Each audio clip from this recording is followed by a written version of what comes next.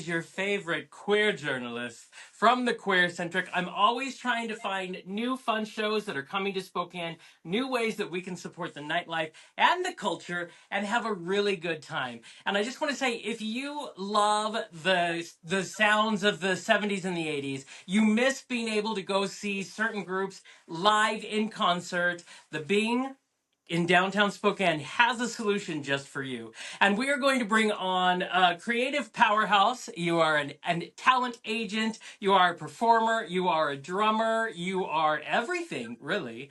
We want to bring you on because you're part of these amazing shows that we're bringing to Spokane very soon. So we want to welcome Jason Fellman to the show.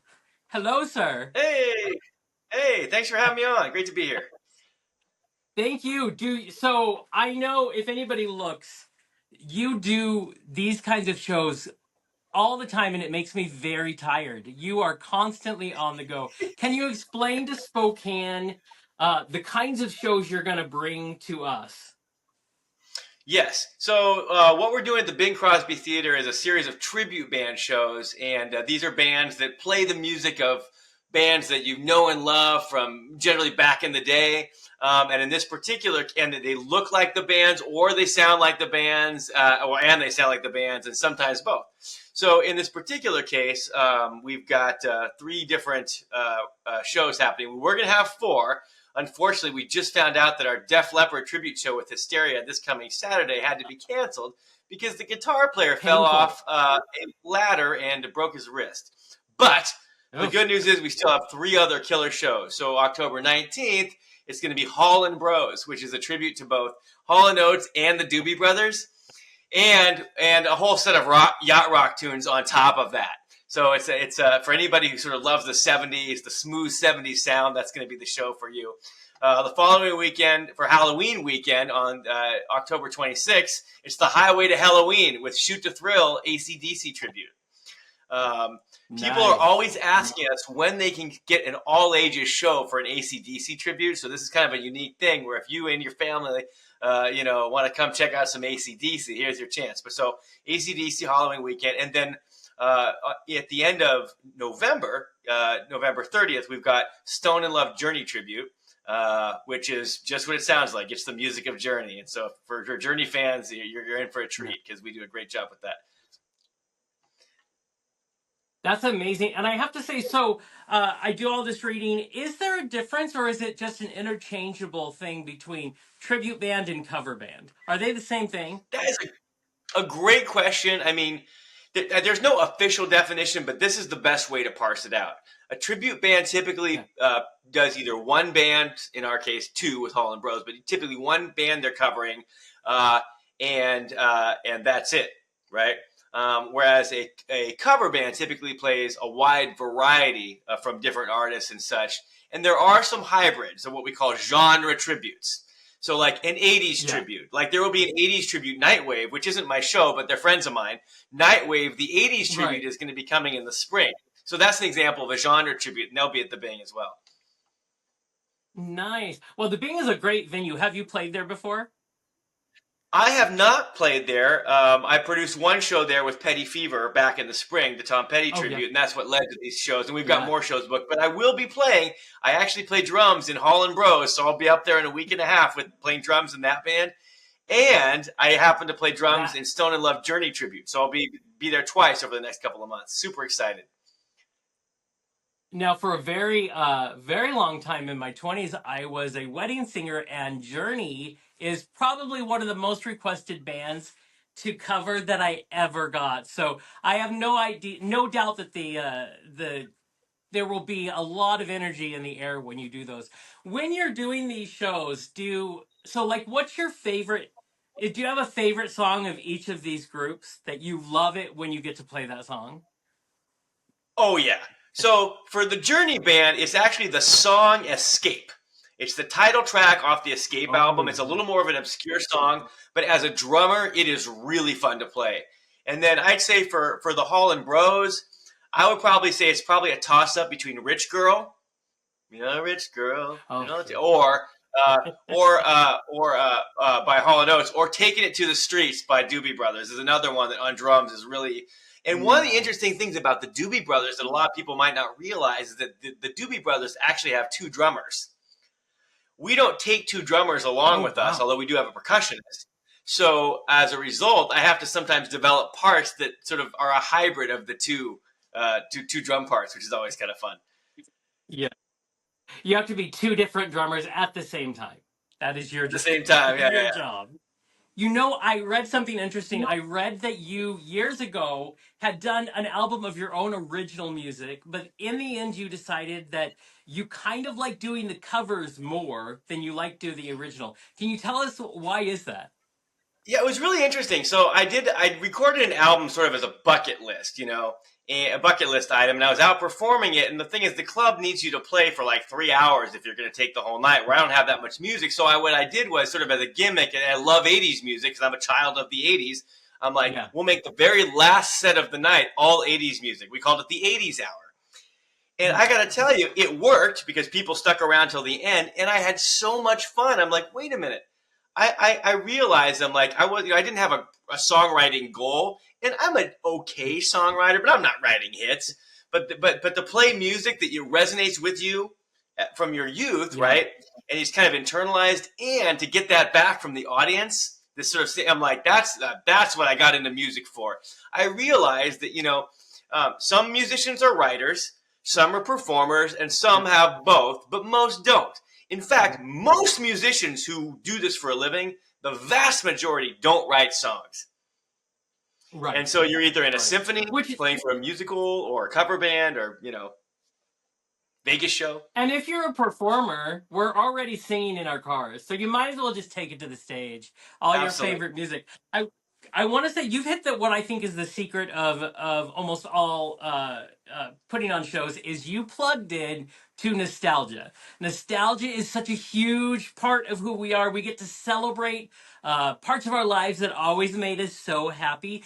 Can you feel the difference between, let's say, you're just doing your own stuff, but then you plug into an audience that loves AC/DC or they love Journey, and that nostalgia turns up? Can you feel that in the air? Absolutely, and you can literally see it because you'll see people I always like to say, like, the difference between doing an 80s tribute show and a 90s tribute show, for example, is audience behavior. I'm a student of audience behavior on top of everything else. So, for example, at an 80s show, when we're playing Don't Stop Believing, or if you're playing Living on a Prayer by Bon Jovi or whatever, it's like people look at each other and they're like, glasses up, singing to each other, right? They're singing the song they knew, right? Now, what's interesting, I literally did this as an experiment. When I did my first few 90s tribute shows, many years ago, I was observing the audience behavior. 90s tribute shows, they don't look at each other. They're looking at the stage. They're still into it, but they're looking at the stage. They're singing with the band. So it's interesting how different eras also have different characteristics in the audience. But I do think but you can tell when the switch goes on because there's a higher level of attention. They're singing along, and honestly, usually the crowd sings along, so you can hear them literally. Yeah. So, which also changes everything for the musicians. You know what I mean? To have that, it's an exchange of energy, anyways, when you're on stage. That's a great phrase. Feel amazing. How many shows do you guys do, like, when you're out around the country? How many shows do you do in like a year? Well, so interestingly, I mean, I think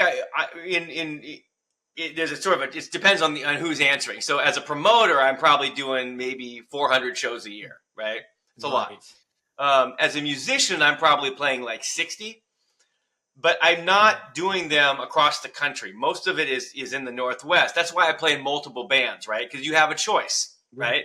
If you want to play a lot, you either have to get out and tour, or you got to play in multiple bands, because you can't have I can't have a Journey tribute play at the same city every month. You can play, you got to go away for 3 or 4 months, 6 months, come back, and so and a lot of that comes in the summer, to be honest.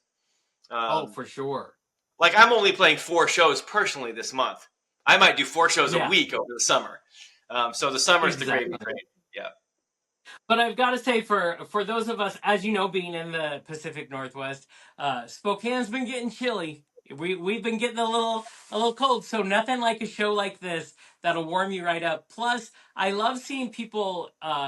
I refuse to say I'm old. I'm middle young, Yes, and middle I young. love seeing other people. Yes, I love seeing other people my age going to these shows, and it's such a way to relive something that we love so much, and to remind ourselves that we got a long ways to go.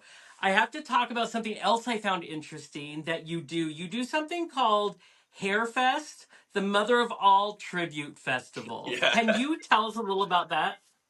Hairfest is crazy. So it's a 3-day festival that we put on in Canby, Oregon. And just speaking to this last year, now we're going into our 13th year, so we've been at this a little while. We missed 2 years for COVID, so technically we started at 5. It was 2010, and what started out in the back parking lot of the Wild Hair Saloon has grown into a festival with 6,000 people a day.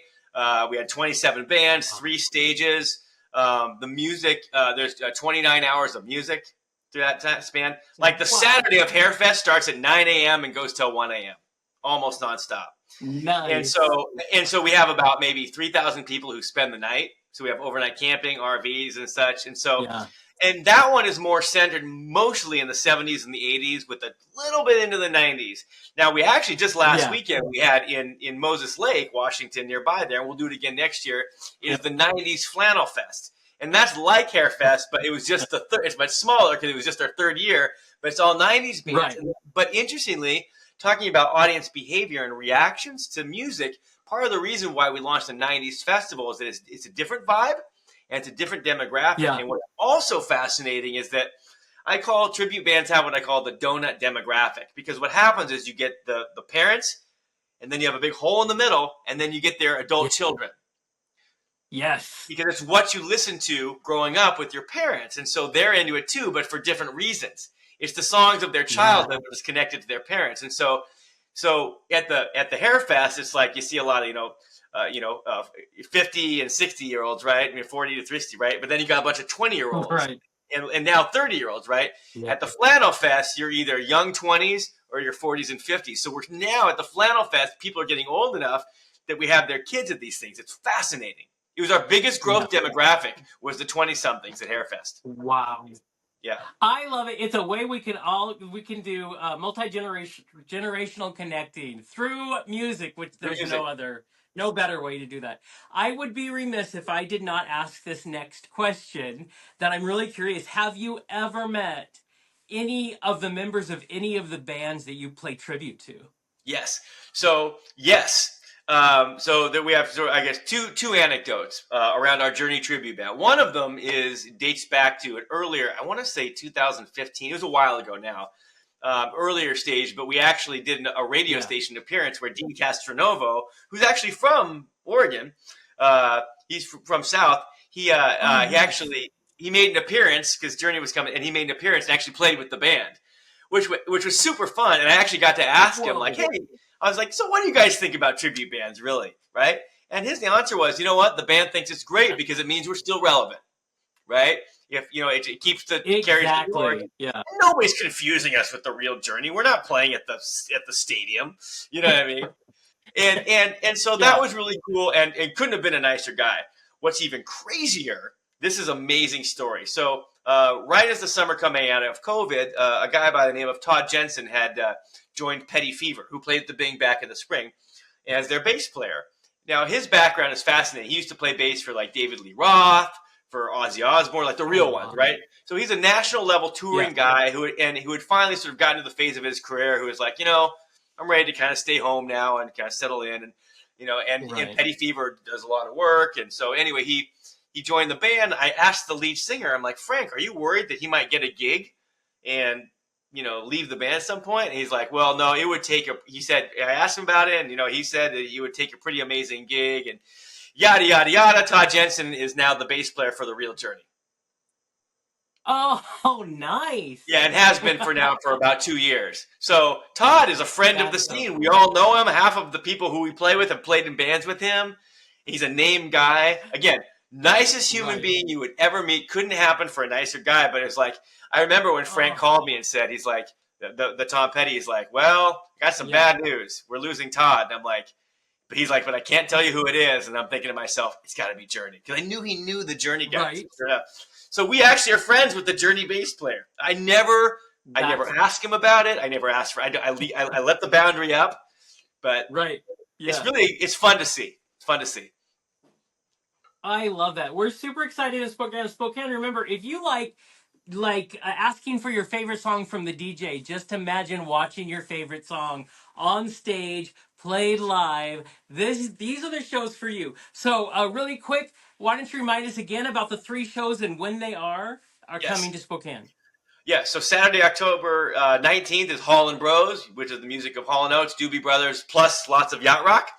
And then on October 26th, it's Highway to Halloween with the AC/DC tribute, Shoot to Thrill.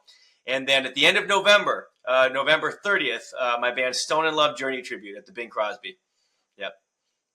It's going to be amazing. Remember, everybody, you can still get tickets now. Go to the Bing's website, bingcrosbytheater.com.